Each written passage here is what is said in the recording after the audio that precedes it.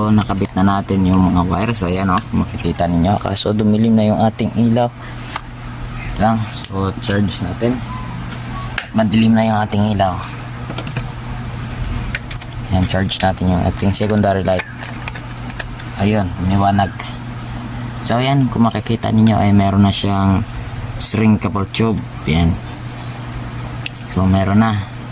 At ito ay ready to use na. So una na lang natin gagawin ay susunod na lang natin gagawin ay ibalik natin yung mga tornilyo. Ayan.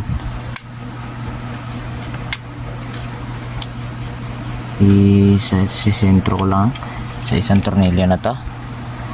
Sentro lang natin kung saan ba siya susuksok. Ayan. Tingnan natin kung sumentro.